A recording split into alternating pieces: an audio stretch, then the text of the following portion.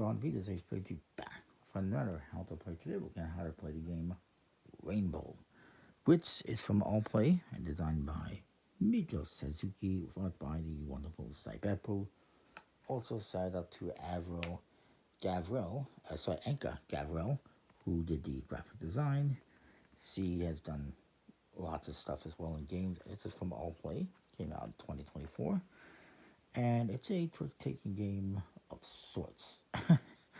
It's an interesting trick-taking game. So in the game, the deck of cards you get is numbers 1 through 6, and there's 10 of each number, so it's 10 sixes, 10 ones, etc., etc.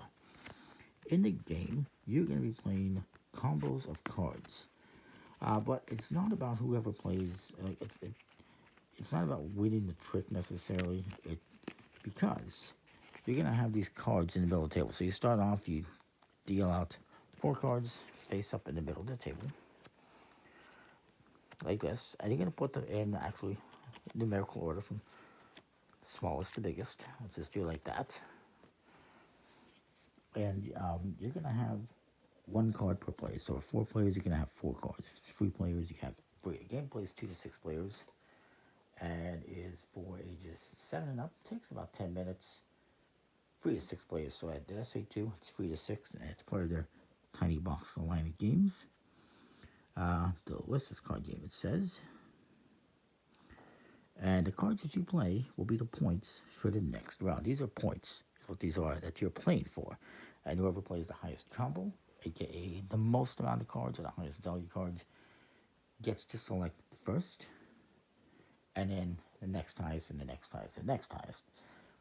In this game, you can play different combos. You can play either a single card, a set of cards of the same value, such as a pair, 3 of a kind, 4 of a kind, all the way up to potentially 10 of a kind, if you happen to get 10 of the same kind, because there is 10. Or you can play a run of cards of 2 or more cards. For instance, 3, 4, 5. Up until a run of 6. You could do 1 through 6 if you want to. So how it's going to work is, it says whoever last saw Rainbow gets to be a star player, and that person can play either a single card or a combo. So let's just say I play a pair of 1s. The next player, since I played a pair, must play either a single card or a pair. You can always play a single card if you can't play a pair or a 1. You can always play a single card. But since I played a pair, this guy cannot play a 1. If I played a 1, he could play a 1. But since I played a pair, he has to play either a single or a pair. You have to follow what other players do. So if I play a single card, the next player could play a pair or a set or a 1, for instance. But since I started off with a set, everyone else has to play a set or a single card. Hopefully that makes sense. So this guy's going to go, he says, you know what, I will play,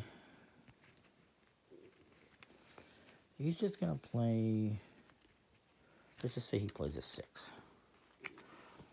Then this next guy's going to go, he will play,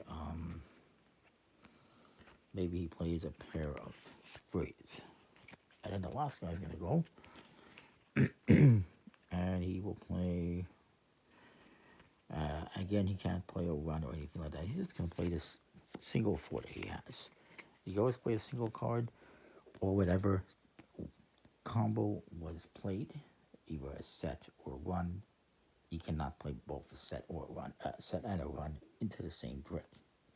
Hopefully that makes sense. So then you're going to look at who played the highest set, the highest combo. The highest combo is going to be the combo with the most cards. If there is a tie, for instance, we both played pairs, it's going to be the highest value. So he wins, and he gets to select from these cards. First, these are going to be points that you will score at the end of the game. So he's going to take 6 points.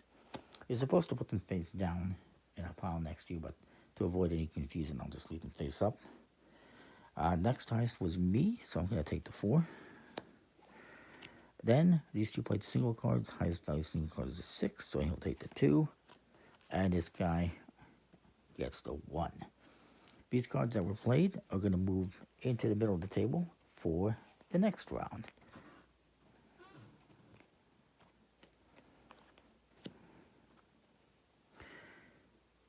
In the first round, you're just going to have 4 single cards. Even if there was, for instance, 2 ones, they would be put into separately. However, moving forward after the first round, you can put cards at the same value together in a pair, and when you win, you can take a pair, or you can take a single card. Now, whoever played the highest set, that was this guy, would get to lead the next one. So maybe he says, you know what, I'm going to do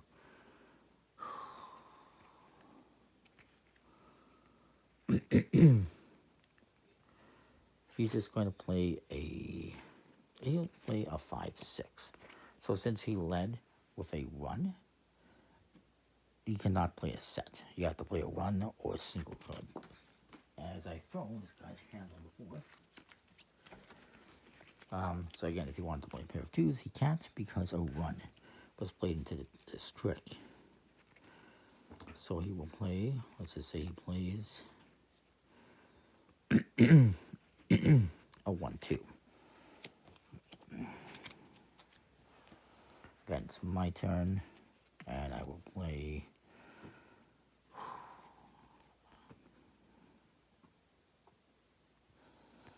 well, I'm going to do a 3, 4, 5. See that.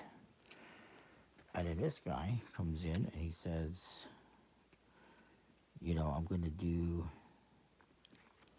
a 2, 3, 4, for instance. Oops, and he's got too many cards in there.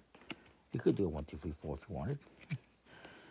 So then again, do the same thing. You play the highest value. That was me. I had the most cards and the highest numbers. So I win this. I apologize if you hear some creaking upstairs. So I get to select something here. So I'm going to select, let's say, the pair of 3s. 6 points. Next time this guy, he's going to take the 6. And then it was this guy. They both played 2 cards, but he had the highest value. So he gets to go next. He'll take the 4. And this guy gets the 1s again. So then we're going to move all of these into the middle of the table again. So we got 6. We got some 5s. We got some 4s. Some 3s. Some 2s. And a 1. So I wanted to do this on purpose.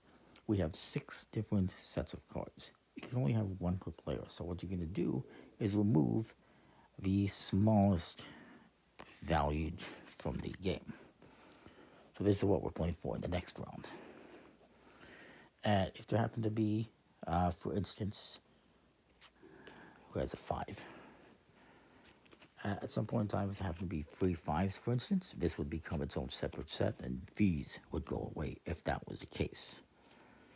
You can only have 2 cards at most in a set, and you can take 1 or 2, whatever you prefer. So you keep doing this, going around the table, playing combos. Eventually somebody's going to run out of cards. When they do, they are out. And then once 2 people have run out of cards, the game will end. And you will add up the cards in your score file based on their values. And the most points wins. That guy has 3 points. I have 10, he has 10. We would have a tie. I believe in the event of a tie, you just serve a victory. It doesn't really specify. There is also a 2-player variant, which I won't get into.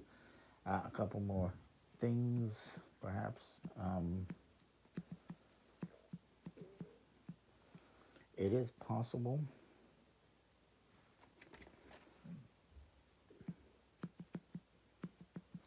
let's say we're playing 5 players, and these are the cards that are left over, and we put them into pairs. Now there's only 4 sets. It's possible that one person will get 0 points at the end of a round if there is nothing for them to collect. Believe that more or less clarifies it. There's one more thing actually I wanted to mention. Let's just say, you know, this guy led with a 5-6. And this guy just played, let's say he also played a 5-6, right? And then I played just a 3. And then this guy played, maybe he plays a 1-2. Because the highest one here are 5-6 and they are tied, the person that would win would be whoever went first. So whoever played first would be the tiebreaker in the event that that happens, which it can happen. So anyways, that's the game. Very nice quality cards, flint and finis. Nice artwork and everything. I really like this one. That is Rainbow. Comment, like, subscribe, and what you think. We'll see you next time. Thanks for watching.